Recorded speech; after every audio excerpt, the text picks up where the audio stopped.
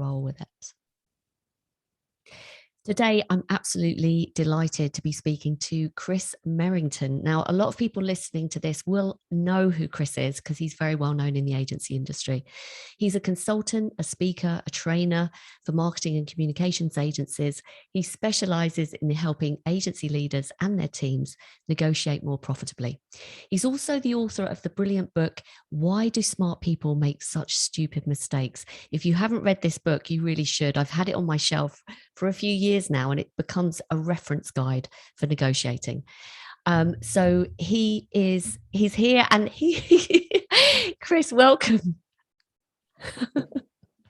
Good morning, Jenny. It's lovely to see you, and I hope you didn't mind that I brought my friend along. Actually, maybe he's not a friend. He's the enemy, and we'll talk about him later. But he was determined. He wanted to say hello to everybody today, so we'll talk about him later. Is that okay? Okay. And for those listening, can you explain who your friend is, just briefly?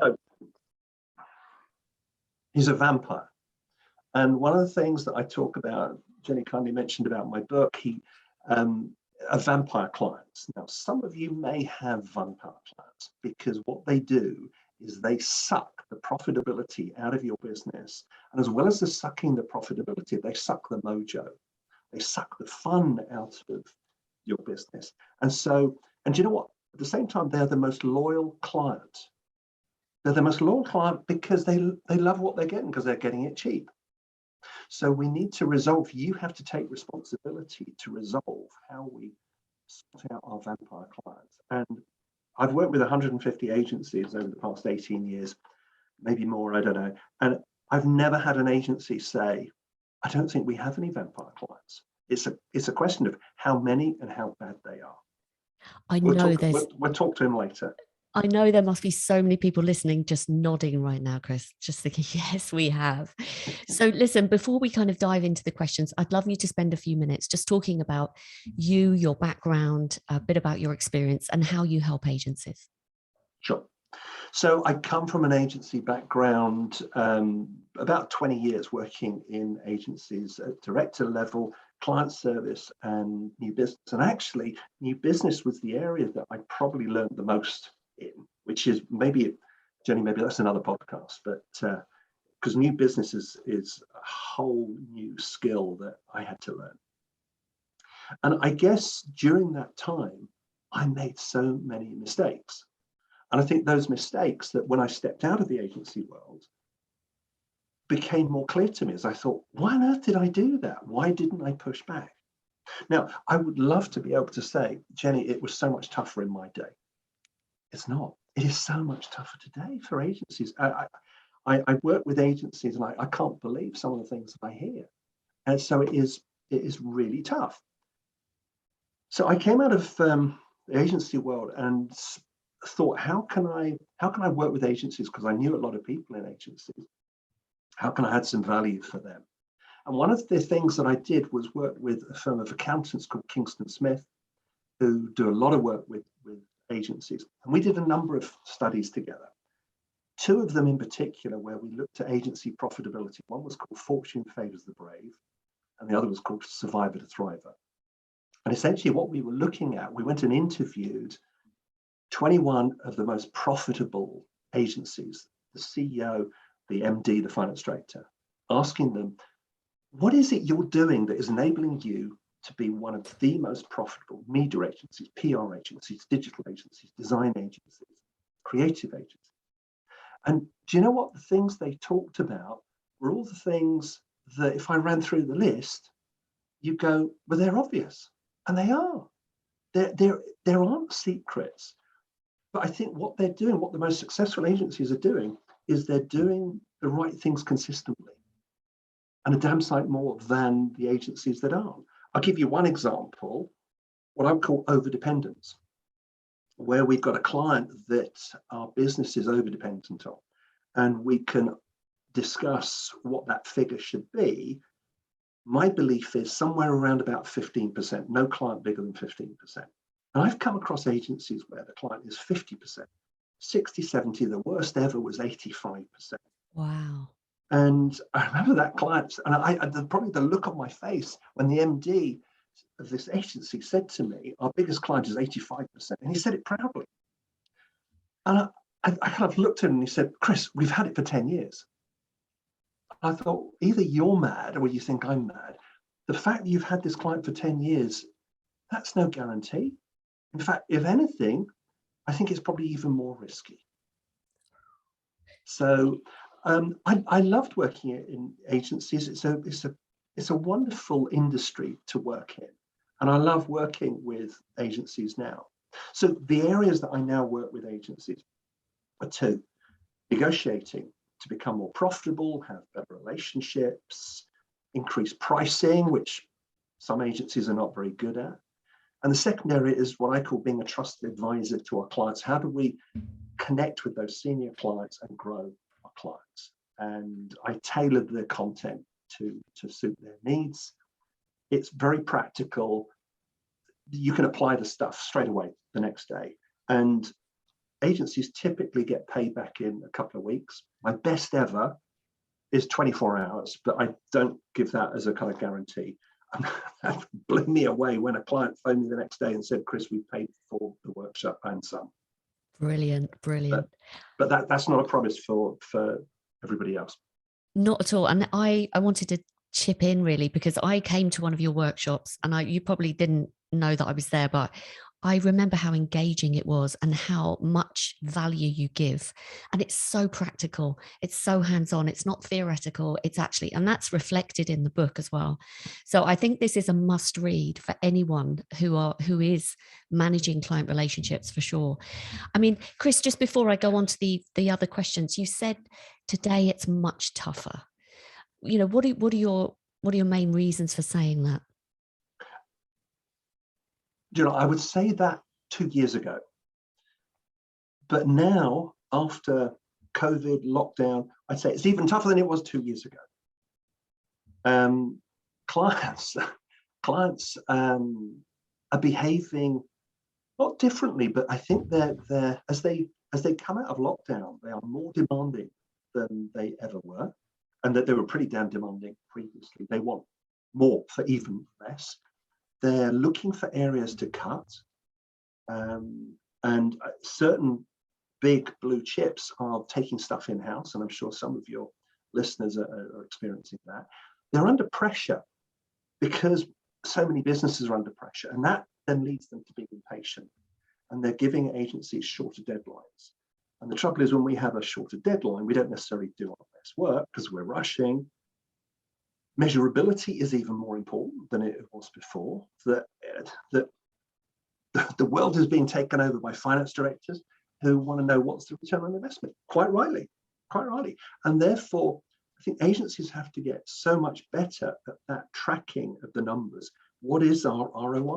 What's the business case? Why should the client invest $250,000 with you? What are they going to get back? So that makes negotiation even harder than it was 2 years ago, let alone 20 years ago. And I think, therefore, what agencies need to do is be one hell of a lot smarter and more commercially savvy than they've ever been. And again, do you find that when you meet people that work in agencies, there's a lack of commercial acumen? I mean, we don't want to make this negative, but I'm just interested in your view on what you tend to find. The good agencies are really commercially smart and really sensible, and they really stop and think about their pricing. However, there are a lot of people that, I don't know whether it's that they're not, I guess it is that they're not commercially savvy.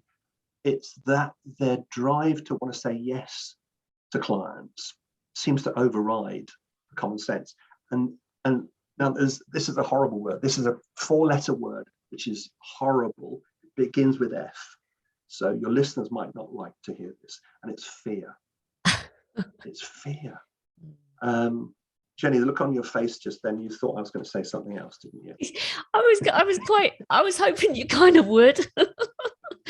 You can say anything you like on this. That fear that agencies have, of that fear of rocking the boat, that fear of, oh, if we increase our fees, then the client will go elsewhere. And that fear, do you know what? Fear is one of the biggest challenges for most of us in life, not just in terms of how we negotiate. Was that one of the reasons that you wrote the book, Chris? Was it that you could see that, there was this kind of lack of or need for more confidence in dealing with clients from a financial standpoint? If you put negotiation book into Amazon, I don't know, there are hundreds, if not thousands, but there aren't any for agencies. And I thought there's possibly a gap in the market. And the phrase, why do smart people make such stupid mistakes, just seemed to resonate, because there are some really smart people that work in agencies, which is why we love working with agencies. But by God, we can make some stupid mistakes. And I have made, I think, virtually all the mistakes in the book. So I'm certainly not doing it from a aren't I clever. But those mistakes cost agencies 10, 20, 30, 40% off their bottom line. So let's go through some of those mistakes that you see people making, because I think this is going to resonate with people listening, and they'll be able to spot whether they're falling into this trap. Okay.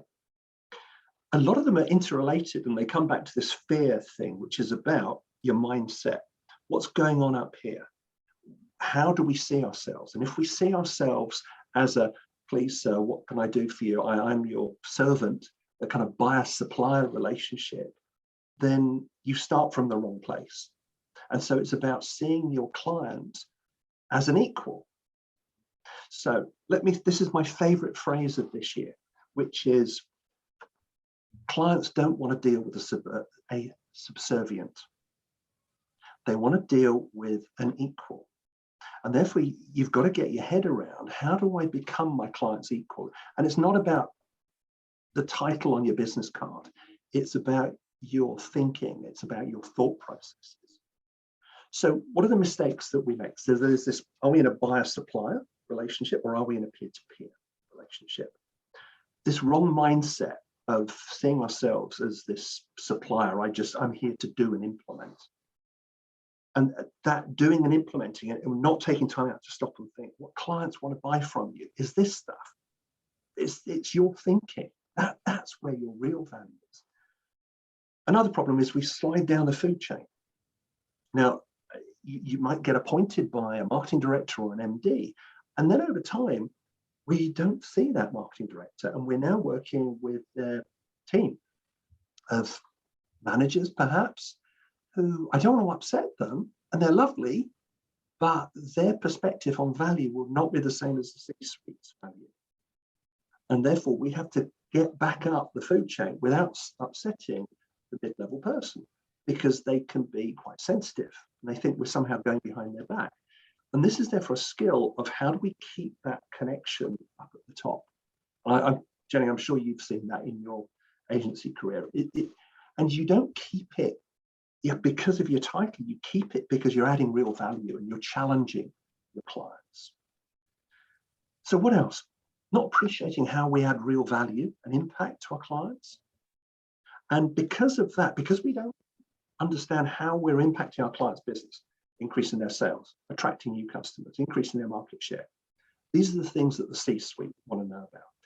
And because we're not tracking that, so what that means is our ability to negotiate is just reduced, and procurement just kind of played with us. I remember reading, I think he was the procurement director, global procurement director at P&G, and he described agencies as like lambs to slaughter.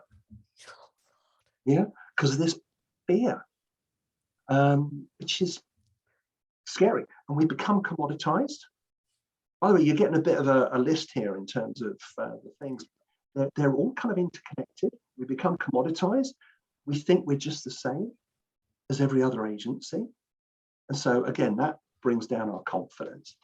We then don't charge the right price. Now, don't get me started on price. Agencies, too often they don't give enough thought to their pricing. Mark Ritson, who you may well know, who was professor of marketing at London Business School, I think he still writes in Marketing Week, he said about pricing, he said most businesses, not just agencies, most businesses' strategy for pricing is a mixture of voodoo and bingo. I just love that. It's a finger in the air. What did we charge last time? What are we charging that client? On pricing, can I just ask you a question? Because I'm really curious to know your thoughts on this. What are your thoughts on, we're probably going too far down the rabbit hole on this, but value-based pricing for agencies? You're okay, so you're nodding quite, all right, good. But at the same time, if you're negotiating with a client who has a procurement department, they want to squeeze you into their spreadsheet, don't they? Yes, yes. So have you seen agencies successfully negotiate using value-based pricing with procurement? I have. It is really hard for a number of reasons. If you want to charge by value-based pricing, you better be so good. You better be either the best in your discipline or the second best in your discipline. You better be connected with the C-suite and possibly even above the marketing director, because it's then that CEO, that MD that sees the real impact and value that you're going to bring to their business. Just for anybody who's listening who is kind of wondering what value-based pricing is about, it's where we're not working it out based on the number of hours and days.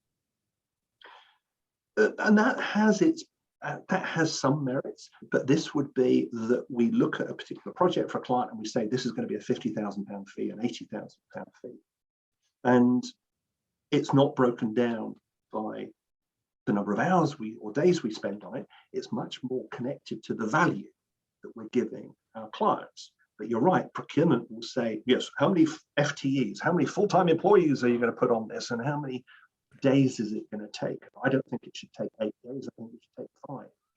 How do they suddenly become experts? I don't know. So I think there's a quasi midpoint, which is, for the majority of us, I think it's really hard to do value-based pricing. But I think there is a midway point where we still work our fees out based on number of days and hours, but we also think about what is the impact I'm having on my client's business? How much did I increase their sales? What did I put on their bottom line? What increase in number of customers? Have I taken my client from number 3 to number 2 in the market?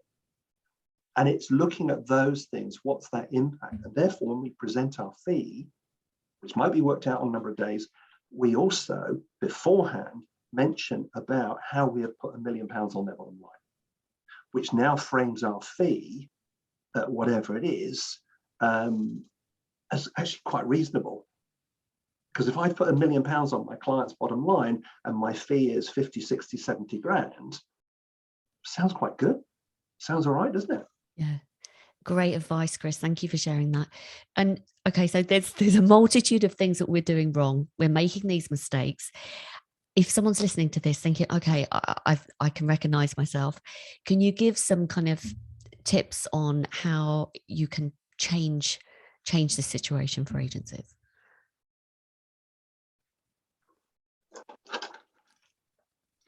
This is a charity collection box, and it says, please be generous. Give your time and money to the poor clients of your agency. Your clients aren't poor. Your clients aren't poor. And it's that you're not a charity. You're here as a commercial business. And it's about stopping to think about your commerciality. It's about stopping and thinking, does this make sense? Am I about to set a precedent that in 6 months, a year's time, I'm going to regret? I touched on fees a short while ago and pricing.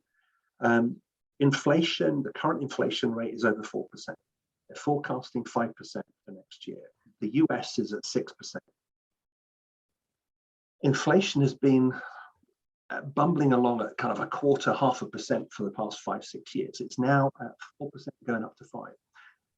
Agencies cannot afford not to increase their prices and their fees. Well, you can if you really want to go backwards and you want your profitability to decline. Some work was done by McKinsey and also a Bain consultant called Rafi Mohammed.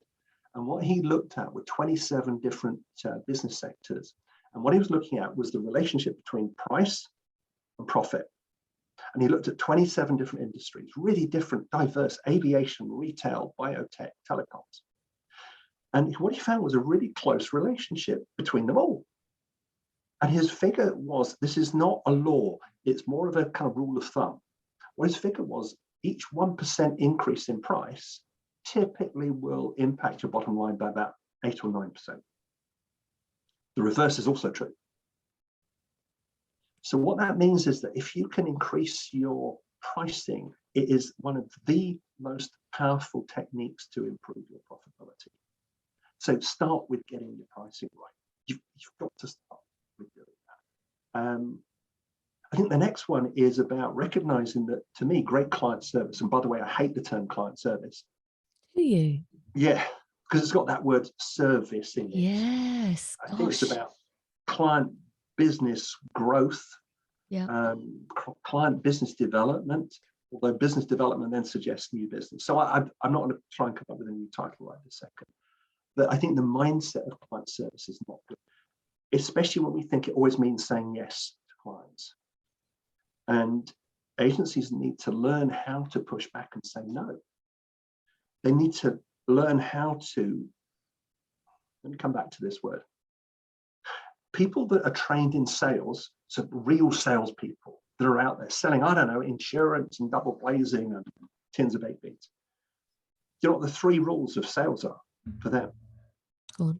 Qualify, qualify, qualify. And it's about qualifying the clients and opportunities that you've got in front of you. And I think it's about the most successful agencies are really selective about what they say yes to, about what they pitch for. So in campaign, typically each January, there's a list of the top ad agencies in terms of their strike rate. And some of them have got like 80% new business conversion rates, some are even higher than that. They turn down the vast majority of opportunities they're really choosing. The next point is, I've got 2 more points on this, to have better relationships with those senior clients, especially the decision maker. Got to do it, but you better be really good when you're in the room with that C-suite, because otherwise, just get out. So it's not about going in and talking about media, direct marketing, digital, design, PR. It's about being a business advisor who uses those particular disciplines to help with the business growth. And the final one, I hope I'm allowed to use this word, it's about having some cojones. Oh, sí, señor. Sí, señor. Por supuesto. Claro que sí. Oh. I lived in Barcelona for 3 years. Really? Yeah, I speak Spanish. But I love it. Cojones, claro. Have I pronounced it correctly? Perfectly. Yeah. I was going to say perfectamente. Perfectly. Perfectamente. Should we continue in Spanish for the rest of this podcast? Sí, podría ser. Me encantaría hablar contigo en español, si quieres. ¿Dos cerveza, por favor? Claro. ¿Algo más? No, Chris, honestly, this is gold. Everything you're saying, I'm hanging on your every word, because it's the first time someone has verbalized what I've thought. Now, obviously, I train account managers and they do have that service mentality, but I'm always trying to drag them from being an order taker to a trusted advisor. That's where I want them to be. And I love that you've said the big thing is mindset, and just having that subservient, they don't want that. Clients actually don't want that. So I'm loving everything you're saying. Can we just step back to pricing for a moment? Sure. Yep. Because you made some really good points. I mean, yes, look at inflation. So can you kind of share some rules on raising your prices? Like how often, how much? I mean, do you have any kind of advice for agencies that think, oh my gosh, Chris has just said something, we haven't raised our prices for ages. How do I do that? How often? Which clients? Like, where do they even start thinking about doing it? Okay. One of the first things is work out your day rate and how many hours it's going to take. That's fine, but look at 2 other things: the value that we've just talked about. What's the value, the impact we're going to have on the client's business? And also look at your expertise. So many years ago, when I was working in an agency, I had a big project that I was working on, over £1 million, and we had a legal issue that the client was just very twitchy about. And they said, Chris, we can't progress with this because we're nervous about the legality of it. And unless we can get some reassurances, we can't progress. And I'm thinking, I'm seeing £1 million project go out the window. So I said, let me talk to our solicitors. I went to our solicitors and they said, Chris, this is outside of our expertise. This is not an area of specialism for us. I said, I need to get some solid, robust advice on this. And they said, then we recommend you go to this. He's a Queen's Counsel, a QC barrister. He's the top guy in the country. If anybody can give you an answer, he can. So I said, great, I need to see him. They said, Chris, he's seriously expensive. He's £700 an hour. This is probably 20 years ago. So £700 an hour, then I don't know what I was earning. That's probably earning that a month or I don't know. And I went to see him and he greeted me in Lincoln Fields where a lot of the barristers got their cloisters or whatever it's called. And he had on his kind of wig and the silks and everything. And he was probably in his 60s. And he looked over his glasses at me and he said, you're the young man who thinks that £700 an hour is a lot of money. Because I was younger then, 20 years younger. I said, well, it does seem quite a lot. He said, you're paying for the hour. But he said, more importantly, he said, you're paying for my 30 years experience to give you the right answer. And it's about that experience to give your clients the right answer. And suddenly for me, it's like an epiphany. It's not about the hour. We're not plumbers.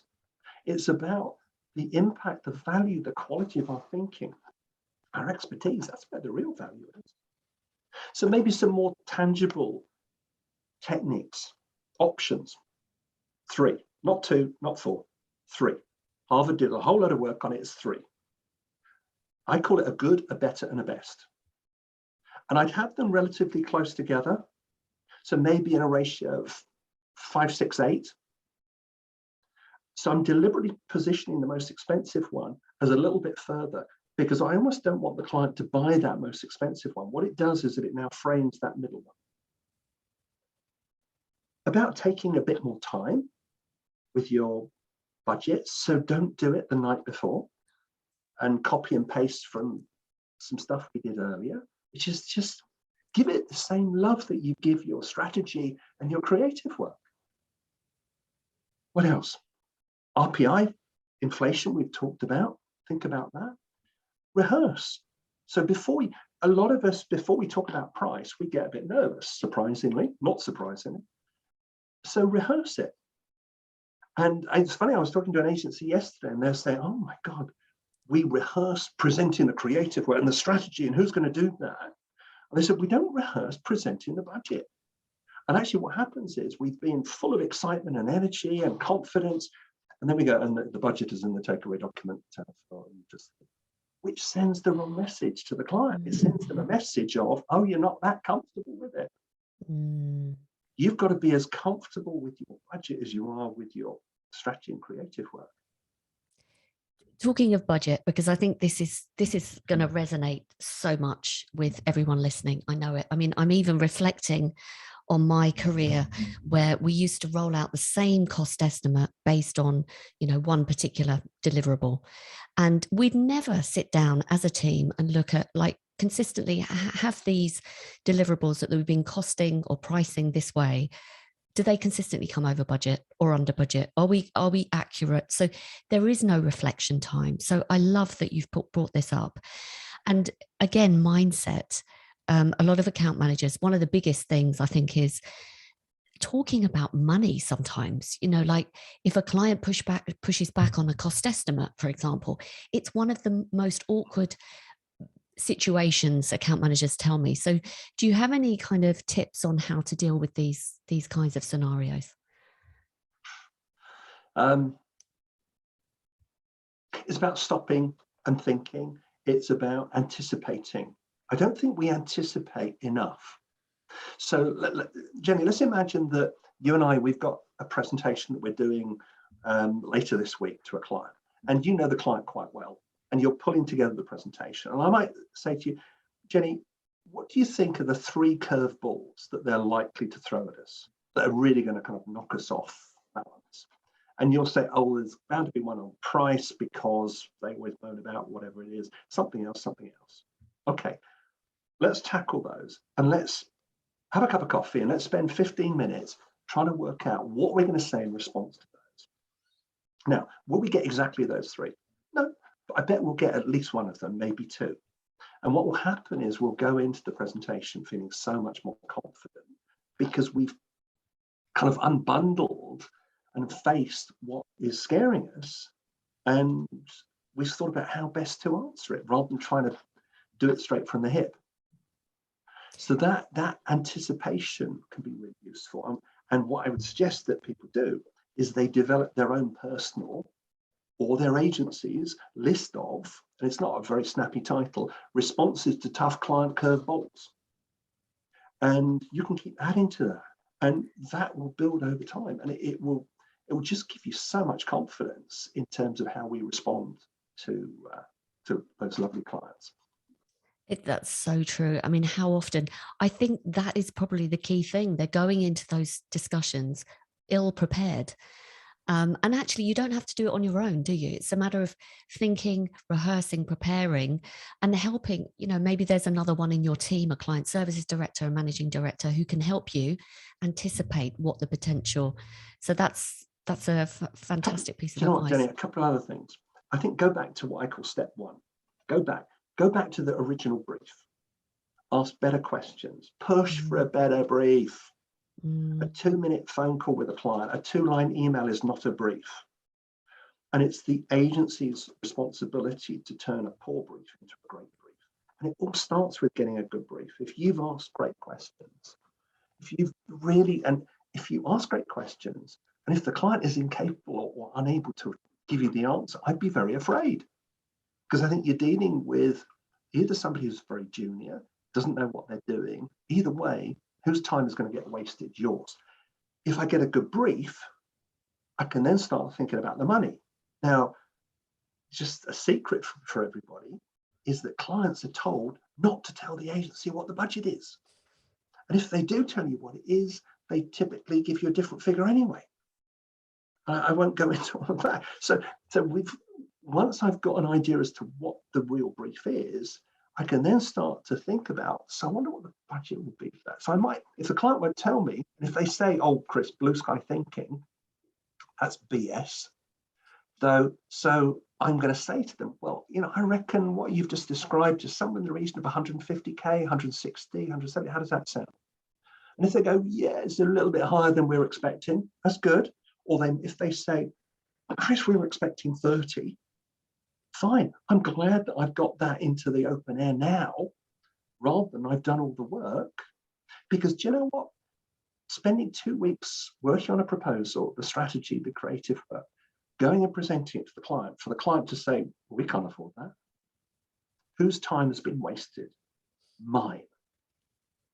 And I suspect that your listeners, they ain't got time to waste. There's, we were talking before the call about talent, the war for talent, the shortage of people is a real challenge for agencies. And therefore, agencies need to be more ruthless with where they spend their time.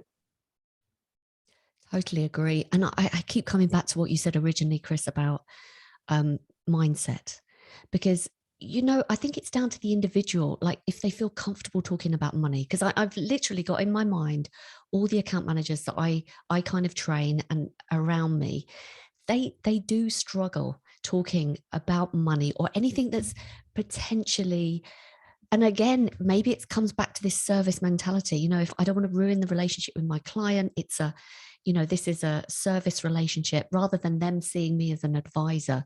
So that shift in mindset all of a sudden raises the bar a little bit, doesn't it, for people to think, actually, I'm the expert.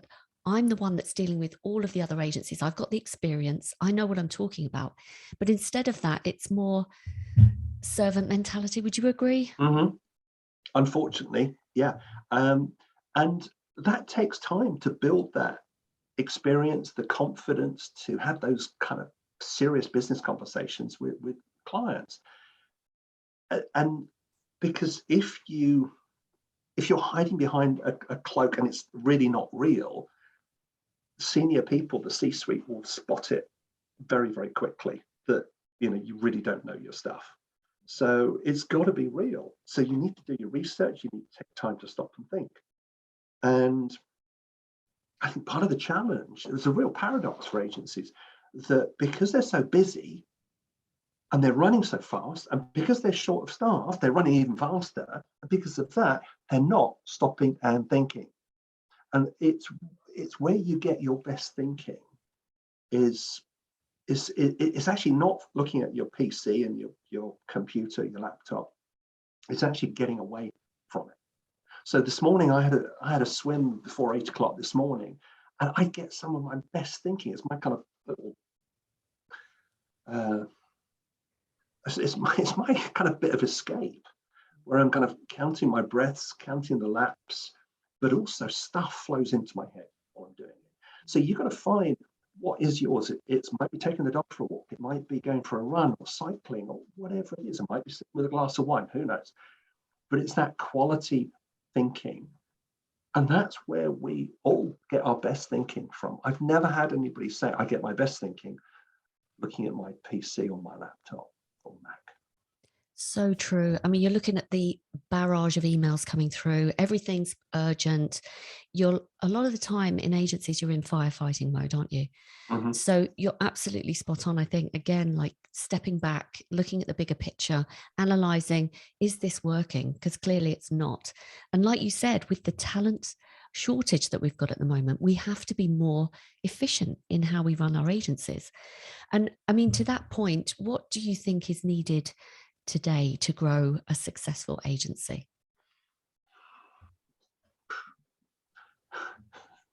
Some of these things we've already touched on.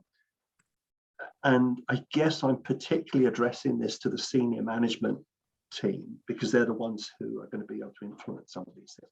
First of all, no client bigger than 15%.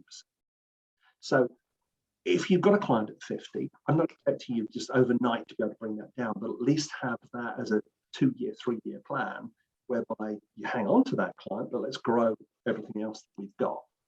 And so that's number one. The next thing is really understanding your impact and value, the impact and value that you've had on your client's business. And that you do by having conversations with those senior clients, asking them questions. So that you can say, so Jenny, I'm curious, this year, you know, what kind of impact have we had on your business? What are the results saying? And what they say, collect this. This is dynamite. This is, put it in your, what I call your value bank. This is so powerful because it reminds clients about how much you've impacted their business. Push for those senior client relationships. Increase your prices. You asked me about how often we should do that. I think minimum once a year. Secretly, if you do it every 9 months, then you kind of get a kicker that, I don't know how that, but every 4 years you'll get 5 price rises. But hey, I didn't say that. What a tip that is. Yeah. I think the other thing, as agencies become fitter and they develop their kind of financial six-pack, as they become fitter, their confidence grows. And guess what? Clients can smell your confidence when you walk in the room. They can smell. Are you an agency that is on the front foot, or are you an agency that's been beaten up? So what happens then is that if an agency then wants to sell in 3 years' time, if you have grown your profitability, not just grown the top line, grown the bottom line, then you feel better, you feel more confident, you're more attractive to other agencies. So quite often, I kind of help agencies get themselves to have the equivalent of that six-pack. But just like when we join the gym, they've got to do the exercise. They've got to do the hard work. They've got to do the heavy lifting. I can show them the exercises. I can show them the things.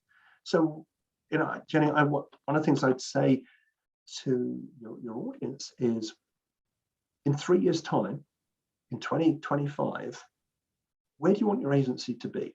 What do you want it to look like? What kind of clients do you want to be working with? What kind of skills do you want to have? What kind of relationships? What kind of contracts? What kind of rates do you want to be at?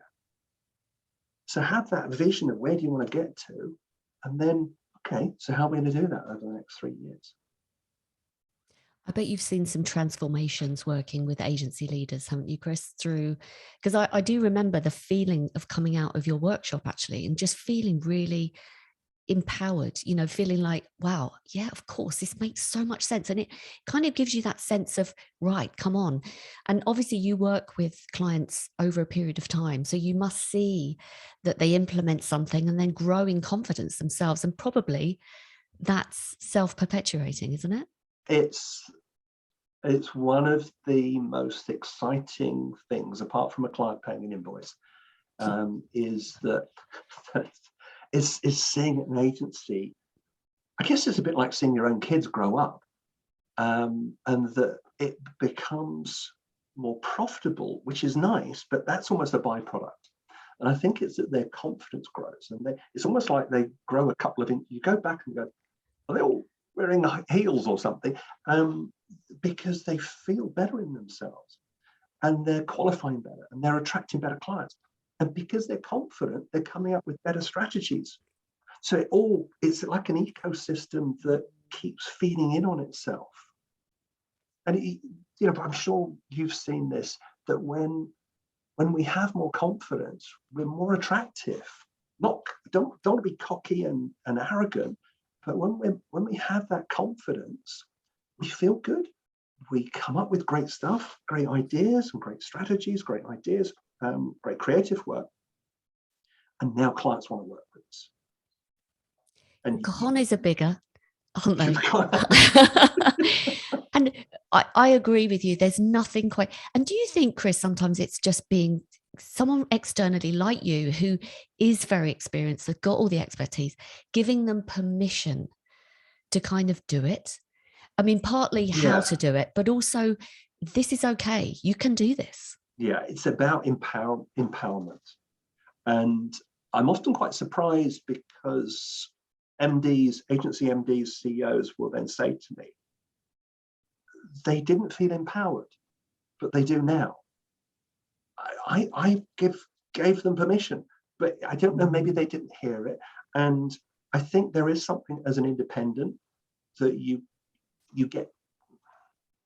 have a certain objectivity, I guess.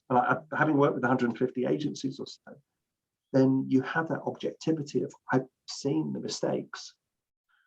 And one of the scary ones is when an agency goes down, and I call it gets stuck in the mud, their profitability goes down to below 10%. And what happens then is that I don't know, have you ever been in your car and you get stuck in mud and you rev up and the mud is flying everywhere and you make a lot of noise, but you don't get out of the mud?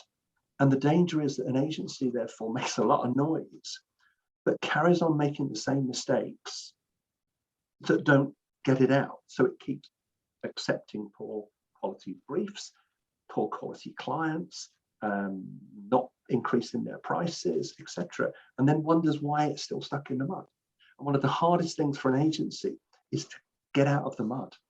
Really, really tough.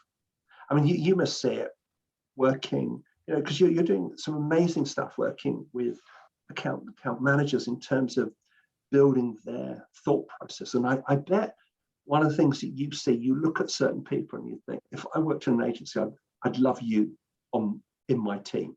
And you can just spot it. There's a certain something. Yeah. They've got that magic, that glow in their eye. I agree. And I always talk about the story of why I do what I do. And the turning point was a bit like you said at the beginning about having sales training. Sales training changed the game for me. And I felt a bit, it was almost like once I'd seen it, I couldn't unsee it. And then I would actually look at some senior people within my organization who were in a new business role, who were committing all of the stuff that I knew was wrong, being too subservient, agreeing to everything, being pushed over. And it was embarrassing. And I actually felt a bit ashamed. I thought, really, we're better than this. Wow. We're giving so much value. So maybe some people that go through your training also feel a bit the same as I did, to think, come on, we are worth, we do great work, and we deserve, and we've got to get smarter about how we run the business, for sure. I mean, we talked about the situation we're in at the right now, this lockdown, coming out of lockdown, and you listed some of the things that agencies or clients, sorry, are expecting more of from their agencies. Yeah. And how have you seen agencies responding to this behavior? Have you seen agencies stepping up, or are they still struggling? What are you seeing? Whole mix. I'd love to be able to say agencies are stepping up. Some are, but some of them, it's that F word that we talked about earlier, the fear. Barack Obama talked about hope is not a strategy. Hoping it gets better next year is just ridiculous. It will only get better if you do something about it, if you take responsibility for how you work with your clients. When I was at school, I remember my English teacher telling me, you must never put the same word in a sentence twice. And I took that very religiously. And then I came across a phrase, which I love, because it's got the same word in it 3 times, which is, the business of business is business. And it's about recognizing that business is a game. And it's played for incredible stakes, fantastic stakes. And you're in competition with experts. And I'll come back to those experts in a moment. And therefore, if you want to win, you've got to learn to be really good at the game. So whether you like watching football or rugby or tennis, it's about understanding the rules of the game and how do you manipulate those rules for you to win. I said about, you're in competition with experts.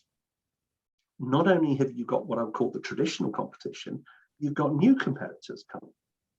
So the last I heard, and it's probably increased since I last heard it, Deloitte's had bought something like about 180 digital agencies worldwide. Now, the interesting thing about a company like Deloitte's is that they're going to have people who think very differently to agency folk. And so they're going to bring in much more of a kind of discipline, financial discipline. They're going to know how to argue a business case. They're connected up at top table, at C-suite level. And therefore, I think that they're going to bring in, I think that kind of discipline will be great. Now, whether they have the same level of creativity, I don't know. We could argue about that. But I think they're going to bring in some discipline and commerciality that is going to be really good. I'm so glad you brought this up. I interviewed a friend of mine, Richard Long, who many years he's worked agency side, but he's also worked for a management consultancy. I agree, Chris, the top 4 global agency groups, digital agency groups, are all management consultancies. Yeah. Accenture, just as you said, Deloitte, PwC, and I think the other one was IBM. But you're right, and he talked about their land and expand strategy. When do you hear agency folk talking like that? It's a completely different mindset, isn't it? And I agree with you. If we don't, it's only a matter of time before their philosophy on getting into businesses and helping them financially, dealing with the C-suite, is going to infiltrate. And then that's our competition now, isn't it? Do you see it that way? Absolutely. It's, in terms of the ability to be really numerate, really understand and be commercially savvy, that puts them at a huge advantage, because it's a bit like getting into a fight with a martial arts expert. If I'm going to be on the floor looking up, wondering what happened, and that martial arts expert is just going to look down and smile because they just did a couple of moves on me, didn't know what was happening. And the likes of the 4 companies that you talked through, and I think WPP was the 5th. I couldn't believe when I saw that list. Yeah. What? How has that happened? Basically, what they're doing is they are taking your lunch and your dinner, and maybe your breakfast as well. And so if you want to, it comes back to what I was saying about that business is a game. If you're playing against experts, you're in competition with experts, so you better get really good and get smart about how you're going to win the game. I totally agree. I mean, I could, yeah. It's we haven't really talked a lot about procurement, but procurement's a bit the same. They are Do we have very to? well. We do actually, because um, like management consultancies, they're very highly trained, aren't they? Mhm. They're very commercially astute. Procurement teams don't end up in a procurement role without having had huge amount of negotiation skills training. So, I mean, can you just share a little bit of insight into or tips or the how agencies can better prepare themselves for discussions with procurement? I love that last phrase that you just said, which is how agencies can better prepare themselves, because that preparation is a key part of it. So what are the things that I would recommend that you do? You better know your numbers. And then again, this comes back to go back to square one. Talk to your clients, your marketing clients, about how much have we impacted your business? Get some numbers from them. How and monetize that value, that impact, so that when procurement come a knocking, you can have that conversation with them. I talk to your own finance director about how best to present your financial information, because financial folk and procurement, their brains work very differently, I think, to the typical agency person, and therefore we need to get good at knowing how to talk to people who are much more black and white, who are much more financially astute. Actually, one of the things that I have seen over the past 5 years, increasingly, but it's still small, I think, is commercial directors in agencies. Mm-hmm. And I think that's a really good thing, that the days of the finance director being kind of out back, playing a kind of a backroom role is certainly going, if not gone. And I think finance people have a much bigger role to play in terms of how we talk to our clients financially. So I'd almost be tempted to get them involved in your discussions with procurement. Try to get your marketing client to be at the same meeting with procurement. And I do know sometimes marketing people say, oh no, you must go and talk to my procurement people, come back and tell me. The trouble is, procurement is, they're very popular with the C-suite, the CEO, the MD. They love them because they're putting money back into their business and they're helping them procure and buy stuff. I think it's about knowing how to have the conversation with them, and therefore your ability to negotiate is going to be absolutely crucial. Many of your clients, many of your agencies' clients will be very well skilled in how to negotiate. And a bit like that martial arts expert I was just talking about, that if you're not, you're going to be at a huge disadvantage. Huge disadvantage. So Absolutely it comes agree. back to preparation, anticipating. Absolutely agree. I mean, Chris, you and I have been around for quite a while in the agency space. How have you seen agencies change over the years when it comes to client relationship management? And also, how do you see things changing in the future? I think the relationship has always been important, because it's about the big T word, it's about trust. Because if clients don't trust you, they're not going to buy from you. And how we build trust, it's not about taking them out for drinks and lunch. That's not really where you build the trust. It's about delivering on what you say you're going to do. Being in the room is probably easier to build trust. It's about building the right relationships with those senior clients, and the stronger that is, then the less important price becomes.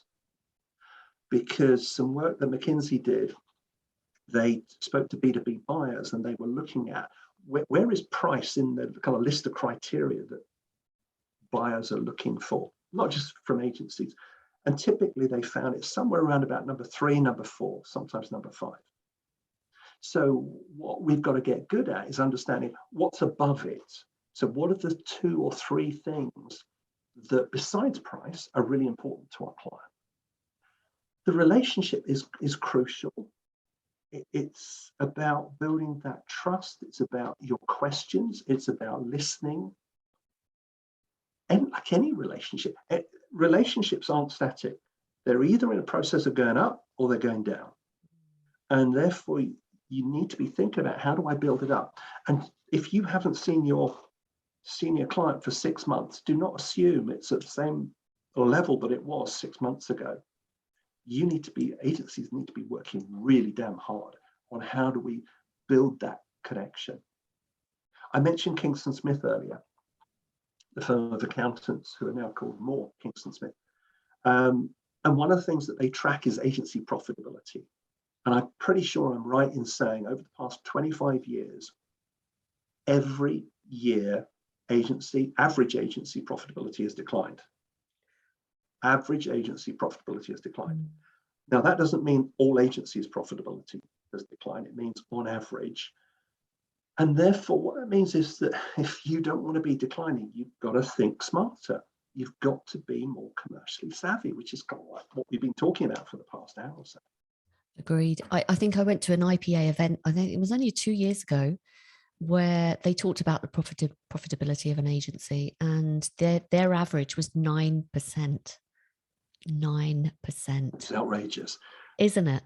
You really, where you want to be is 15%. Is as a kind of minimum. You want to get to 15 because now your confidence starts to grow. If you can get to 20%, now you feel really good, because it gives you the ability to say thanks but no thanks, to push back, because you've got that kind of backing behind you. In fairness, it's really hard saying no when you're down at 10 or lower.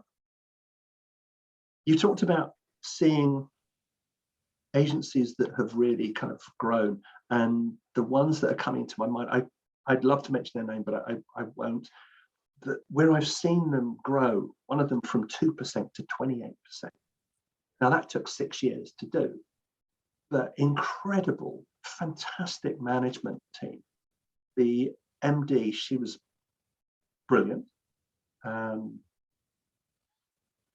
was Nikki, and I won't say any more than that. Just superb in terms of how she built the business. Their retention of people was superb. Her churn, I remember her telling me, it was 7%. Clients wanted to work with them. And once you get into that situation, then you can start to not dictate, but you can be much more stating what your price is going to be. And kind of, because that's where you want to be. You want to be the choice of one, that the clients want to work with you, not you or your 10 competitors. Absolutely. Chris, you've shared so much value. There's so much here. And I'm sure everyone's kind of hanging on your every word now, because you've just dropped so many value bombs as we've gone through. But I'm conscious of your time. Any final advice for agency leaders who want to set their team up for success when it comes to negotiating? I love the vampire. You've got to resolve them. You've got to take responsibility for these clients. And so I wrote an article a couple of weeks ago, and the name of the article is, let me remember what it is, Agencies Scramble to Attract Talent Amid the Shortage. And there are 6 tips in there. And you can go to my website and the article is there, or if you drop me an email, I'll send it to you. And on that note, if you want to subscribe to my newsletter, which is about once a month, specifically articles about agencies, predominantly commercially kind of savvy ones, then send me your email and I'll put you onto the list. Between now and the end of the year, I'll send 3 copies, chosen at random from the list of people that send me their email. And I hope that will help in some way. So what is my email address? It's chris@spring8020.co.uk. chris@spring8020.co.uk. Website is spring8020.co.uk. Fantastic, Chris. Thank you so much. We'll obviously put the links in the show notes.